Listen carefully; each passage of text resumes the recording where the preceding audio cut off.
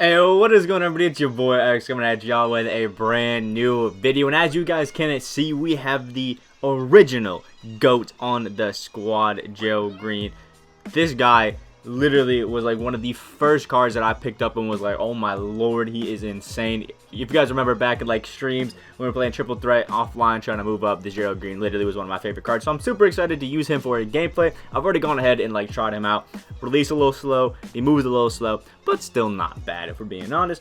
Loki, still a pretty good card, got great size at the shooting guard at 6'7", and overall can do a lot of really good things well. Obviously he's got that range center and quick draw. It's surprising that on Hoff it's still slow, but still he's still not a bad card. Now, I have already put out a gameplay with the Pink Diamond Jeff Green. I'm actually going to be posting it like probably during the recording of this video. So that link will be down in the description down below, as well as the stats video for this card, as well as all of the other ones if you guys want to see that. Got some new fan favorite sets. We also got 3 new cards on Triple Threat. Make sure you guys check that out. And if you guys want to stay tuned with all of the My Team stuff, please hit that sub down below.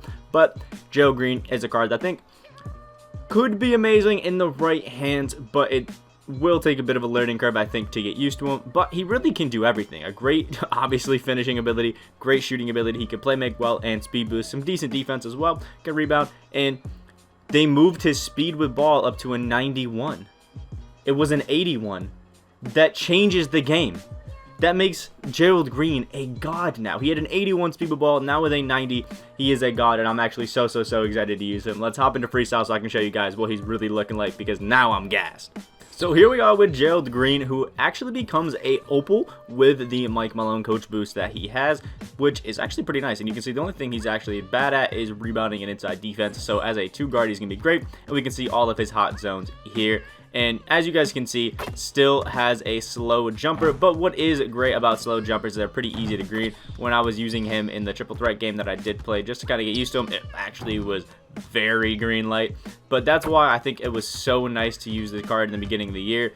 I just knew his jump shot so well, and it was so easy to time that it seriously was just green lights with him. Was just seriously one of the best cards to use, at least early game, once you got him to Ruby. Behind the back, not very great, if we're being honest. It's a little tough, but at the 2 guard, sometimes moving behind the back isn't as necessary. It is nice to have a 2 guard that can handle the ball well, but sometimes, you know, at least with mine, I have Lamar Odom to play that can also bring the ball down, which is nice. But Gerald Green is still a really good card. He's not somebody that we can go into the post with. His post game is low, doesn't have a good animation anyway, but still a great shooter. We're going to be running him at the PG in some triple threat here soon.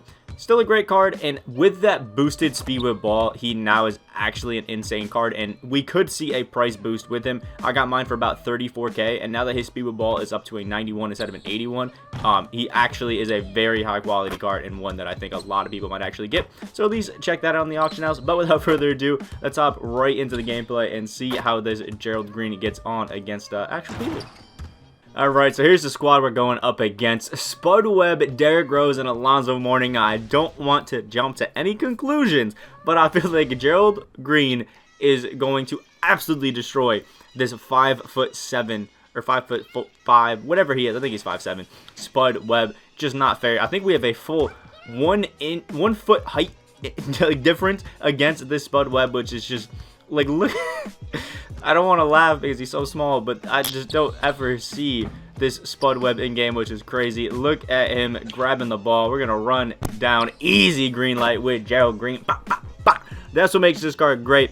Is again, his release is slow, but because it is slow, it means that's when you're going to be able to knock it out. Alonzo Mourning, oh wow, an early knocks down. When he goes to Galaxy Opal, actually, that Alonzo Mourning becomes nasty.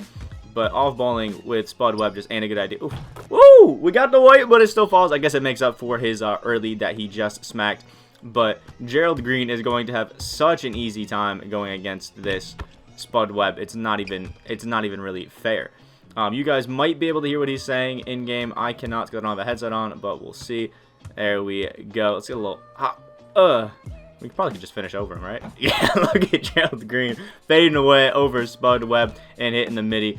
Some of these things just are not fair. But again, why would you ever run Spud Webb? You should know this is going to happen. That was my fault. I made a bad switch.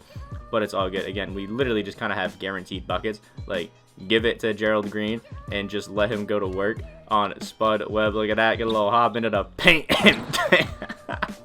10 points for Gerald Green. Just the insane dunking ability that this card has is just so fun to use. I thought he was going to pass it to Spud Webb, but why realistically would he do that? Ooh, good pass inside. Eddie Curry sending that back home, but he's taking it up again. Probably wasn't a smart shot because I definitely could have just hit triangle again, but it's all good.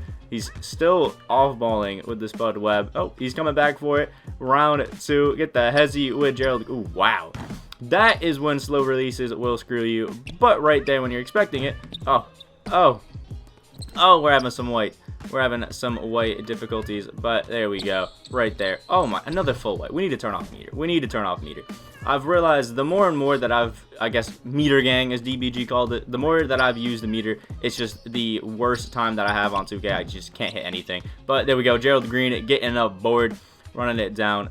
Off-balling with his Spud Webb. Not a good idea. Wide open. There we go. We're still white. Maybe I'm just trash, but that one goes in. Sharpshooting takeover now activated on Gerald Green. Kind of wish it was sharp, and if I put on a different coach, maybe even a different... What the... Whoa. How the hell did he smack that?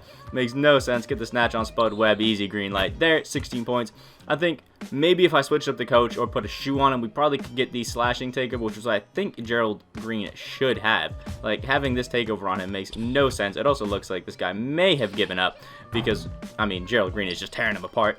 Let's get it back to him. Run it down. Another snatch on his Spud Webb. Ooh, he's playing actually decent defense on it. We can just call the screen. Leaves us wide open from half court. Can we bang it? We cannot. All right, we'll give it back out to him. Spud Webb's on him again, but we can just kind of run away from him. Bang out the easy green light. 19 for Gerald Green. Again, I really do not see why you would ever run Spud Webb. Gerald Green is just snagging the ball away. Going half court green light.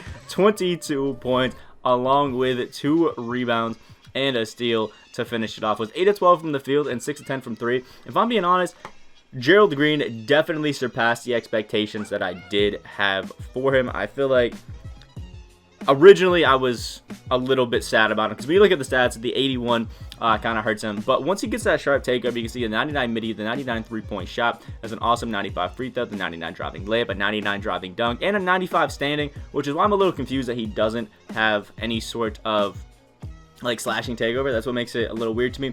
But I think maybe if you threw on a shoe to increase his standing dunk, or maybe even his like his driving layup's already a 99. So maybe if you did something like that to increase, you know, the standing dunk ability, you probably could get that slashing takeover on him instead of the sharp. But he still is an amazing card. There really isn't anything that he can't do besides a good movement behind the back. And apparently, he can't post fake, which is pretty nice. When it comes to the likes of maybe shooting guards and like a tier list in general, by the way, if you guys want to see more of those, let me know. I think maybe he'd probably fall into the sort of, you know, high A tier, maybe even A+, depending on if you're able to use him correctly. Let me know what you guys think of this Gerald Wallace card down in the comment section below, as well as any other gameplays you guys want to see from me, whether it be, you know, the new Michael Porter Jr., maybe one of the new Galaxy Opals that they dropped in the Triple Threat online boards. Let me know down in the comment section below. Like if you guys did enjoy, and subscribe if you guys are new on that road to 5.3K. I hope you guys have a great rest of your day, and I will see y'all in the next video.